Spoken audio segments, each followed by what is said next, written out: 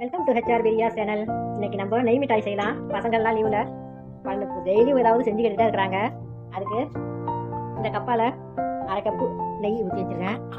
ஒரு கப்பு சீனி, ஒரு கப்பு மைதா, கொஞ்சம் முந்திரி பொடிச்சு வச்சுருக்கேன். வாங்க பார்க்கலாம். நெய் ஊற்றி அடுப்பில் வச்சுட்டேன். சூடு வருது. அடுப்பு கொஞ்சம் சிம்மில் வச்சுக்கோங்க. அதுலேயே சீனியை போட்டுடலாம். இது நல்லா அந்த நெய்யிலேயே இந்த சீனி கரைஞ்சி வரட்டும்.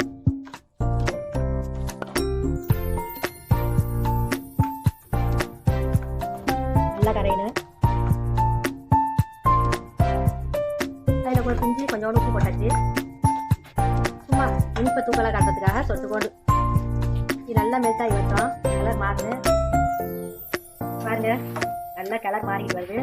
நல்லா நெய்யிலேயே சீனி கரைஞ்சி நல்லா கலர் மாறிடுச்சு. இப்போ அதில் மைதா மாவு போட்டுக்கலாம். கொஞ்சமா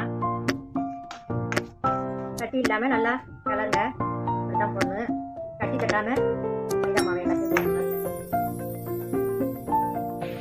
நல்லா கலர் மாறிடுச்சு.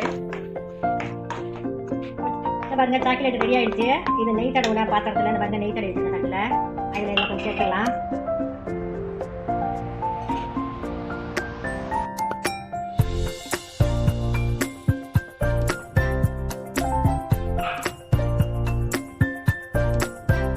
சின்ன சின்ன இருக்கிற பாத்திரத்தில் வச்சாக்கா பசங்களுக்கு ஆள் கொண்டாடி கையில் கொடுக்கலாம்.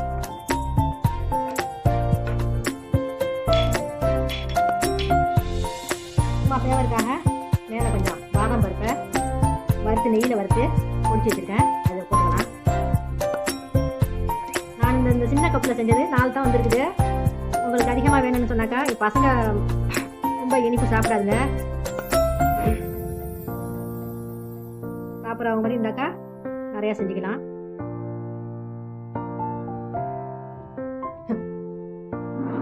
வீட்டில் உள்ள பொருளை வச்சு பசங்க கேட்டாக்கா இந்த மாதிரி செஞ்சு ஒரு அரை மணி நேரத்துலலாம் இது நல்லா கட்டி ஆகிடும்.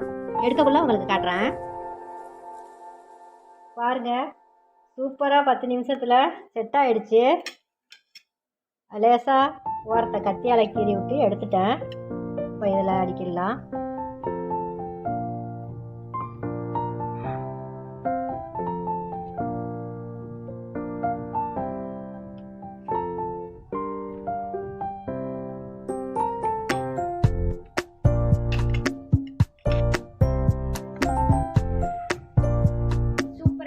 பாருங்க சூப்பராக வந்துடுச்சு.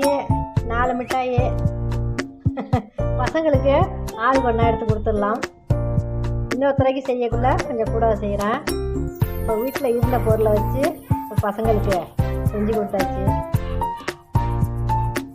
இந்த வீடியோ பிடிச்சிருந்தா லைக் பண்ணுங்கள், ஷேர் பண்ணுங்கள், சப்ஸ்கிரைப் பண்ணுங்கள், பெல் ஐக்கானை கிளிக் பண்ணுங்கள்.